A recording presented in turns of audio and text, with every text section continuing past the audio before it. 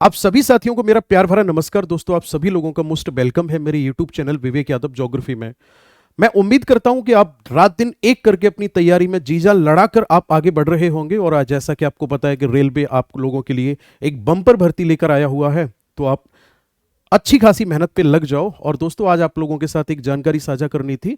जैसा कि आपको पता है 17 फरवरी 2025 यानी कि आज के दिन सोमवार को सुबह 5:36 के आसपास दिल्ली में भूकंप आए हैं। तो आज जानते हैं कि आखिरकार दिल्ली में भूकंप आने के पीछे मुख्य कारण क्या है, भूकंप होता क्या है, इसके पीछे और कारण क्या होते हैं, और दिल्ली कौन से जोन में आता है, पूरे विश्व में कहां कहां भूकंपी खतरों का ज्यादा संकट रहता है। तो स्टेप बाय स्टेप एक एक करके इन सारी चीजों को समझते चले जाएंगे, क्योंकि ये टॉपिक आपके एग्जाम के पॉइंट ऑफ व्यू से भी काफी ज्यादा इंपॉर्टेंट है। और कोई भी ऐसा एग्जाम नहीं है जहां से आज तक यहां से क्वेश्चंस न पूछे गए हों। तो चलिए बिना किसी देरी के शुरुआत करते हैं। दोस्तों, सबसे पहले अगर हम बात करेंगे तो आपको अच्छे से पता है कि अभी दिल्ली एनसीआर में भूकंपी झटके महसूस किए गए हैं। और ये कब किए गए हैं? तो ये भूकंपी झटके महसूस किए गए हैं 17 फरवरी यानी कि आज के दिन। और ये भूकंपी झटके 5:36 के आसपास महसूस किए गए हैं। इन भूकंपी झटकों की अगर हम बात करेंगे तो इनका मैग्नीट्यूड जो है वो लगभग 4 के आसपास रहा है। और मैं बता दूं, 4 मैग्नीट्यूड का जो अर्थक्वेक होता है वो बहुत ज्यादा इंटेंसिटी का अर्थक्वेक नहीं होता है, लेकिन फिर भी यहां के लोगों में हलचल ज्यादा हुई। इसके पीछे कारण क्या था वो भी जानेंगे। अगर हम इसके एपिसेंटर की बात करेंगे तो इसका जो एपिसेंटर है वो न्यू दिल्ली में धौला कुआं के आसपास इसका एपिसेंटर देखने को मिला है। दोस्तों, दरअसल में है क्या, अगर हम अर्थक्वेक की बात करेंगे तो अर्थक्वेक का एपिसेंटर होता है, यानी कि जहां भूकंपी तरंगें सबसे पहले पहुंचती हैं उसी को अर्थक्वेक का एपिसेंटर कहा जाता है। और एपिसेंटर के बेस पर अर्थक्वेक को 3 भागों में बांटा जाता है। सबसे पहला जो भाग होता है अर्थक्वेक का टाइप होता है वो होता है सैलो अर्थक्वेक, यानी कि उथले भूकंप, यानी कि कम गहरे भूकंप। और अगर ऐसा है कि भूकंप का केंद्र जो है वो 0 से लेकर के 70 किलोमीटर तक की गहराई में बनता है तो उसको उथले अधिकेंद्र का भूकंप कहा जाएगा।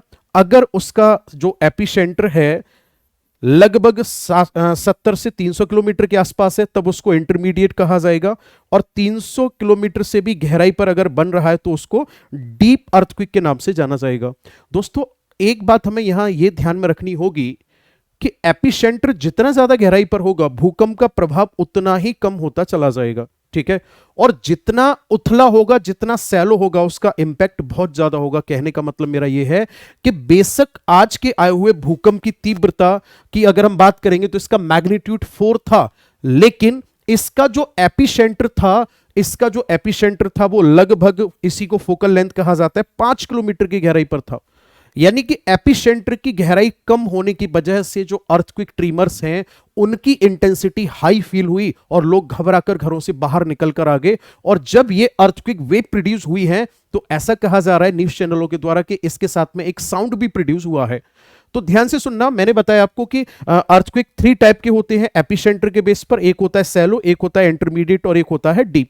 इन तीनों में सबसे खतरनाक कौन सा होगा? सैलो होगा। और इसका एग्जाम्पल आज का अर्थक्वेक है।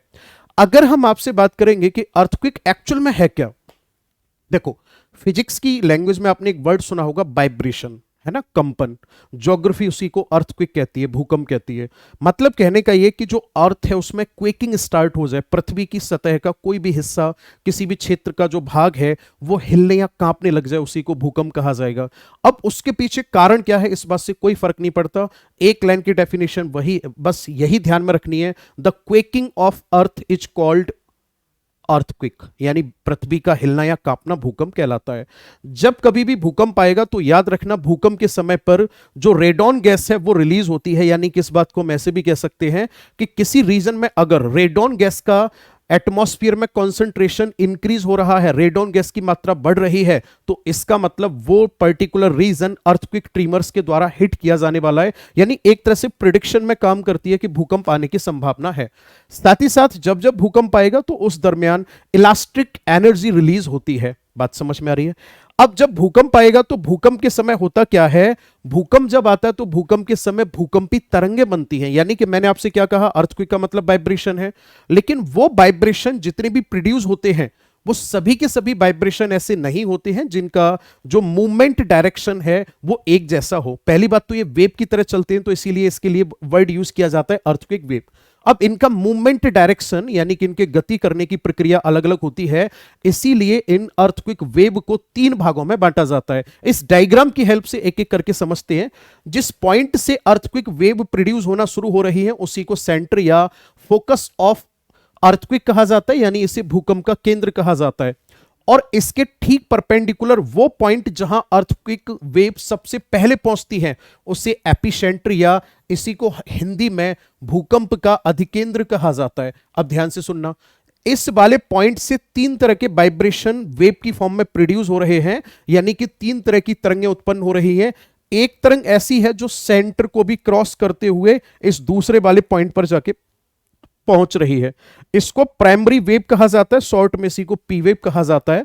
सबसे ज्यादा स्पीड इसी वेव की होती है और यह स्पीड होती है लगभग 8 से 11 किलोमीटर पर सेकंड। और ये वेव इतनी स्पीड से चलती है कि ये क्रस्ट हो गया, मेंटल हो गया, कोर हो गया, तीनों के तीनों भाग को क्रॉस कर देती हैं। आगे बात समझ में। और इनके मूवमेंट का डायरेक्शन क्या होता है, बिल्कुल आप ऐसे समझ लो कि आपके पास एक कील है और आप उसको ऐसे हथौड़ी से मार रहे हो, यानी कि ये वेव पहले थोड़ा सा आगे जाएंगी, फिर पीछे हटेंगी, फिर आगे जाएंगी, फिर पीछे हटेंगी। इसलिए मैंने यहां लिख रखा है कि इनका मूवमेंट जो होता है वो फॉरवर्ड बैकवर्ड की तरह होता है, ऐसे ही आगे जाना फिर पीछे, आगे जाना फिर पीछे। इसके बाद फिर दूसरी जो वेव यहां पे आपको दिखाई दे रही है इनको सेकेंडरी वेव कहा जाता है। इनकी स्पीड इनकी अपेक्षा थोड़ी सी कम होती है, आप देख रहे हो 8 से 11, 6 से 8 किलोमीटर पर सेकंड। ये सेंटर से डेविएट हो जाती है, सेंटर को क्रॉस नहीं कर पाती है। आगे बात समझ में। और इनका जो मूवमेंट होता है वो ऐसे होता है जैसे आपने देखा होगा जो वर्कआउट करने के दरमियान आपने देखा होगा कि जो जिम सेंटर होते हैं उसमें एक रस्सा होता है, उसको पकड़कर वो ऐसे यूं हिला रहे होते हैं, है ना। तो इसी तरीके से अप एंड डाउन इस तरीके से इनमें मूवमेंट होता है, इस तरीके से, ठीक है ना, जैसे सी वेव होती है। नेक्स्ट अगर मैं बात करूंगा तो अर्थ के क्रस्ट यानी केवल एक भाग में एक तरंग और उत्पन्न होती है जिसे एल वेव या सरफेस वेव कहा जाता है। यहां पर एल का मीनिंग है लव वेव, क्योंकि इनको डिस्कवर करने वाले वैज्ञानिक का नाम लव था। इनको धरातली तरंग भी कहा जाता है। इनकी स्पीड होती है सबसे कम, लेकिन याद रखना स्पीड सबसे कम होती है लेकिन सबसे ज्यादा नुकसान यही तरंगें करती हैं। और याद रखना इनका मूवमेंट कैसा होता है, एक सांप की तरह होता है, राइट लेफ्ट तरीके से ऐसे ये मूव करके लगातार चल रही होती हैं। तो दोस्तों इस डायग्राम की हेल्प से हमें समझ में आया कि भूकंपी तरंगें अगर मुख्य तरीके से देखा जाए तो 3 प्रकार की होती है, जिनमें पी वेव, ठीक है, एस वेव और एल वेव। हालांकि इसको जब आप और ज्यादा डिटेल में पढ़ोगे तो इसमें और इनको कैटेगराइज किया जाता है। मैंने ज्योग्राफी स्पेशल बैच में भी पढ़ाया होगा, पीजी, एसजी, अगर आपको याद आ रहा होगा पी स्टार और एस स्टार, उनका डिस्कशन यहां पे जरूरी नहीं है। अब ध्यान से सुनना, अगर आप इस वाले क्षेत्र की बात करोगे तो यहां पे तो कोई अर्थक्वेक वेव आपको नहीं दिखाई दे रही है, तो इसी को अर्थक्वेक शैडो रीजन या फिर भूकंप छाया क्षेत्र के नाम से जाना जाएगा।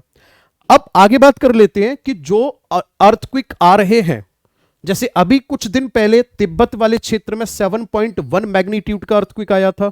तो इन अर्थक्वेक के आने के पीछे वजह क्या है, या फिर दिल्ली में आने वाले भूकंप के पीछे वजह क्या है? सबसे मेन जो कारण माना जाता है वो माना जाता है टेक्टोनिक मूवमेंट। दोस्तों आपको अच्छे से पता है हमारे अर्थ के अंदर जो बड़ी बड़ी चट्टानें मैग्मा के ऊपर स्थापित हुई हैं, उन्हीं बड़े बड़े ब्लॉक को क्या कहा जाता है, टेक्टोनिक प्लेट कहा जाता है। और वैज्ञानिकों ने पूरे के पूरे विश्व को 7 मेजर प्लेट में और 20 माइनर प्लेट में डिवाइड किया हुआ है, यह आपको अच्छे से पता होगा।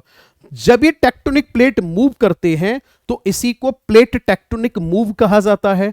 और जब प्लेट का मूवमेंट होता है तो किसी स्थान पर प्लेट आपस में टकरा रही होती है, किसी स्थान पर दूर हट रही होती है, किसी स्थान पर पैरेलल मूवमेंट कर रही होती है। यानी मेरा कहने का मतलब यह है कि जब जब प्लेटों में मूवमेंट होता है तब तब अर्थक्वेक आने की पॉसिबिलिटी बढ़ जाती है। एग्जाम्पल के तौर पे अगर हम देखेंगे तो मैंने यहां एक लिख रखा है, 6 फरवरी 2023 को 7.8 मैग्नीट्यूड का अर्थक्वेक आया था। कहां पे? टर्की में आया था। और सर ये इतना खतरनाक था, हजारों लोगों की मौत हुई थी यहां पे, आपको याद आ रहा होगा। और इसके पीछे कारण क्या था? क्योंकि जो अरेबियन माइनर प्लेट है ये एनाटोलियन प्लेट से टकरा गई थी। आगे अगर मैं बात करूंगा तो तिब्बत में कुछ दिन पहले अर्थक्वेक आया 7.1 मैग्नीट्यूड का। हमारे नॉर्थ इंडिया को सेंसिटिव जोन माना जाता है अर्थक्वेक के लिए। तो इसके पीछे कारण क्या है सर? इसके पीछे कारण एक ही है, the formation of Himalaya mountain, यानी कि हिमालय पर्वत का निर्माण। दरअसल में हिमालय पर्वत के निर्माण की अगर हम बात करेंगे तो ऐसा माना जाता है कि जब इंडियन प्लेट यूरेशियन प्लेट से आज से लगभग 45 से 55 मिलियन वर्ष पहले जब ये दोनों प्लेट आपस में टकराई, तो इसी दरमियान हिमालय माउंटेन तो बना, लेकिन जमीन के अंदर की चट्टानें जो थी उनमें दरारें पड़ती चली गई, और इन्हीं दरार वाली चट्टानों को फॉल्ट लाइन कहा जाता है। मेरा कहने का मतलब यह कि जब हिमालय का फॉर्मेशन हुआ तो उसी दरमियान फॉल्ट लाइन का भी फॉर्मेशन हुआ, जो इस वाले डायग्राम में मैंने यहां दिखा रखा है। ये सब क्या है? यहां पे जमीन टूटी हुई है, और धीरे धीरे करके जो सॉइल पार्टिकल्स हैं, या हम यूं कह सकते हैं कि जो मिट्टी है, बेशक उन दरारों में भर गई है। आप ऐसे समझ लो कि एक मकान है, उस मकान की दीवारें टूट चुकी थी, उनमें क्रैक थी, लेकिन उस ऑनर ने क्या किया? उनमें पुट्टी करा दी। तो आप खुद सोच रहे हो कि एक ऐसा स्ट्रक्चर जो एक बैटरी स्ट्रेंथ के साथ नीचे से कंस्ट्रक्ट करके लाया जा रहा है, और एक ऐसा है जो ऑलरेडी जिसमें क्रैक पड़े हुए हैं, और उसमें क्या किया है? उसमें पेंट या फिर वही वॉल पुट्टी वगैरह वो भरकर आपको सामने से दिखने में एकदम फ्रेश दिखाई दे रहा है, लेकिन अंदर से वो कमजोर है। अब आप अगर उस पे हैमर से हिट करते हो, या फिर आप उस पे सेम इंटेंसिटी का फोर्स लगाते हो दोनों पे, तो जिस दीवार में क्रैक थी उसमें वाइब्रेशन बड़ी आसानी से प्रोड्यूस होना शुरू हो जाएंगे। और मैंने अभी बताया था आपको कि ऐसा क्षेत्र जहां पे वाइब्रेशन प्रोड्यूस होना शुरू हो जाते उसी को अर्थक्वेक कहा जाता है। मेरा कहने का मतलब यह है कि जैसे ही यहां टेक्टोनिक प्लेट का हल्का सा भी मूवमेंट होता है, तो जहां चट्टानें टूटी हुई थी उन फॉल्ट लाइन में वाइब्रेशन की इंटेंसिटी बढ़ जाती है, और हमें भूकंपी झटके ज्यादा महसूस होते हैं। अगर हिमालय से जुड़े हुए भूकंपी क्षेत्र की हम बात करेंगे तो हमारा नॉर्थ इंडिया पूरा का पूरा आता है। सबसे सेंसिटिव जोन में हमारा नॉर्थ ईस्ट आता है। नेक्स्ट अगर हम बात करेंगे तो नेपाल आता है, भूटान आता है, म्यांमार आता है, चाइना आता है, पाकिस्तान, अफगानिस्तान, तजाकिस्तान। इन किसी भी क्षेत्र में अगर आपसे यह पूछा जाता है कि भूकंप आने के पीछे कारण क्या है, तो आपका आंसर होगा द फॉर्मेशन ऑफ हिमालयन, या फिर आप सीधा कह सकते हो the movement of Indian and Eurasian plate. और दोस्तों, भारत में एक और क्षेत्र ऐसा है जहां पर भूकंपी झटके महसूस होते हैं और जहां पर एक्टिव वॉल्केनो भी है, वो है अंडमान निकोबार वाला क्षेत्र। दरअसल में वहां पे इंडियन प्लेट और वर्मी प्लेट के बीच में जब कोलिजन हुआ, उसी से अंडमान निकोबार बना हुआ है। और 2004 में भूकंप और सुनामी जो हमारे भारत में आई थी, उसके पीछे कारण था बर्मी प्लेट और भारतीय प्लेट का आपस में टकराना। तो मेरा कहने का मतलब यह है कि जो हमारा नॉर्थ इंडिया है वो अर्थक्वेक सेंसिटिव जोन में है। अब इस बात का दिल्ली से क्या रिलेशन है, उसको इस वाले मैप से रिलेट करते हैं।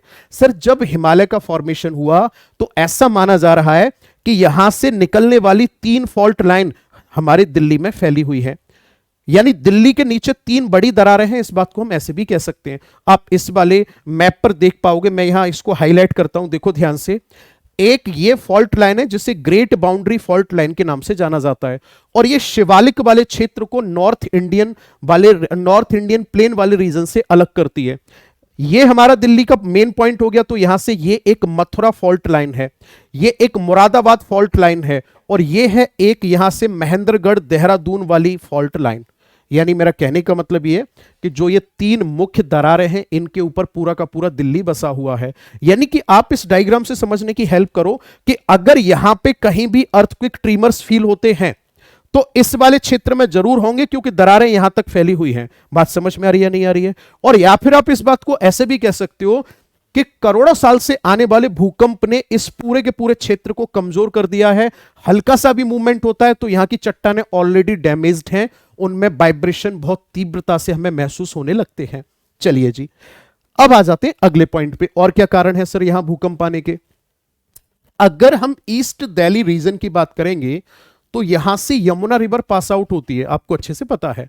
और यमुना रिवर का जो रीजन है वहां पे सॉइल कैसी है? लूज सॉइल है सर। वहां की जो सॉइल है उसमें स्ट्रेंथ कम है, नहीं है, यानी कि कमजोर सतह है। जैसे ही हल्का सा भी वाइब्रेशन होता है, अब पहले से ही उसकी स्ट्रेंथ नहीं है, कमजोर है, उसमें वाइब्रेशन होने लग जाते हैं। आगे अगर हम बात करेंगे तो नेक्स्ट जो कारण है वो है डेंस एंड ओवर कंस्ट्रक्शन। ये बहुत ही खतरनाक कारण है। आज ही इंडिया टुडे के आर्टिकल में निकला हुआ है कि हमारे दिल्ली में जो लगभग 80 to 90% जो बिल्डिंग्स हैं वो उस स्ट्रेंथ की नहीं है जिस स्ट्रेंथ की अर्थक्वेक 4 जोन में बिल्डिंग्स होनी चाहिए। यानी कि यहां पे बड़े लेवल पर क्या किया गया है, ओवर कंस्ट्रक्शन किया गया है। और याद रखना, ओवर कंस्ट्रक्शन का जो इंपैक्ट है वो क्रस्ट पर प्रेशर भी क्रिएट करेगा, और इससे क्या होगा, चट्टाने ऊपर नीचे खिसकने की संभावना रहती है। तो जब चट्टानों में मूवमेंट होगा तो इसी से अर्थक्वेक भी आ सकता है। नेक्स्ट अगर हम बात करेंगे ड्रिलिंग इन सरफेस, देखो चाहे वो दिल्ली है, चाहे आप राजस्थान वाला क्षेत्र ले लो, असम वाला क्षेत्र ले लो, पेट्रोलियम एक्सट्रैक्शन के पर्पस से, मेट्रो बनाने के पर्पस से, है ना, या फिर हम यूं भी कह सकते हैं कि जो ग्राउंड वाटर है उसके यूटिलाइजेशन पर्पस से अर्थ की क्रस्ट में ड्रिल किए जाते हैं, गहरे गहरे डीप ड्रिल किए जाते हैं।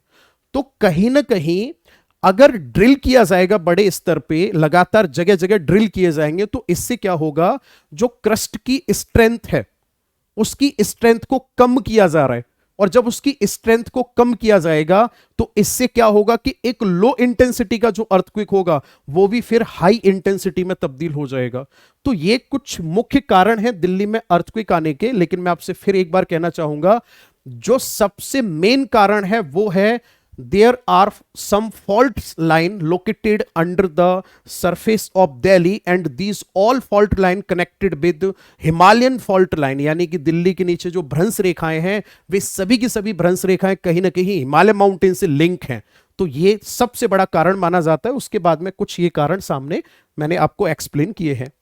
अब आगे अगर हम बात करेंगे तो हमारे भारत में और कौन सा ऐसा क्षेत्र है जहां पर भूकंप की संभावना ज्यादा रहती है। देखो ये पूरा का पूरा जो हिमालयन रीजन आपको दिखाई दे रहा है रेड कलर में, यहां पे जो ये अर्थक्वेक जोन है ये है 5 जोन, यानी कि ये है सबसे ज्यादा खतरनाक वाला क्षेत्र।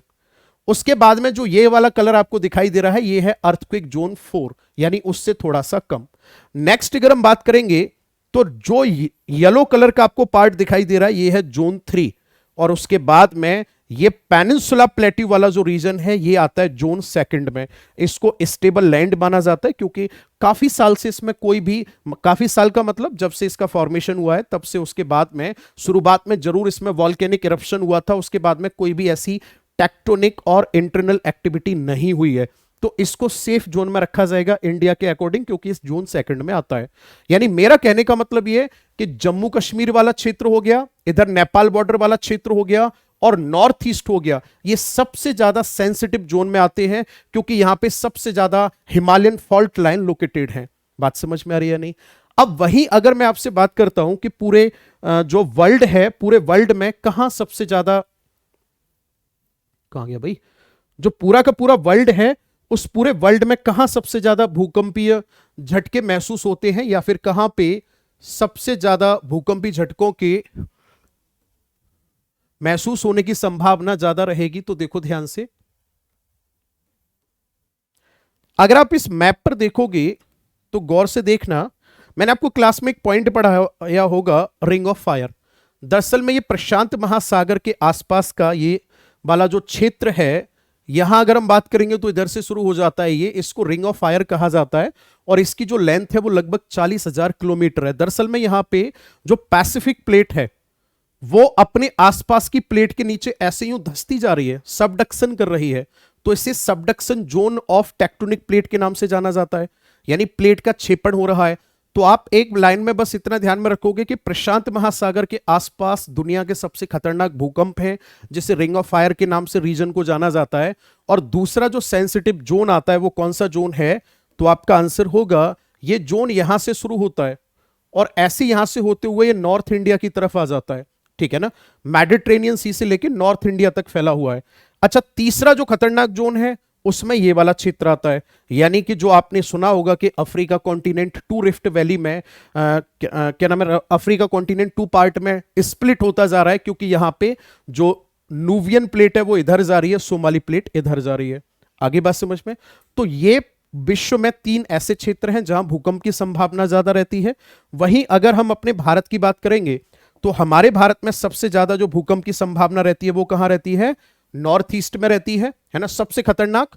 और ये आपका लद्दाख, जम्मू कश्मीर और उत्तराखंड वाला क्षेत्र हो गया, और इधर ये सिक्किम के आसपास का क्षेत्र हो गया। तो बहुत ही कम समय में ये वो जानकारी थी भूकंप के बारे में जो मैं आपको देना चाहता था। मैं उम्मीद करता हूं आपको वीडियो जरूर पसंद आएगा दोस्तों।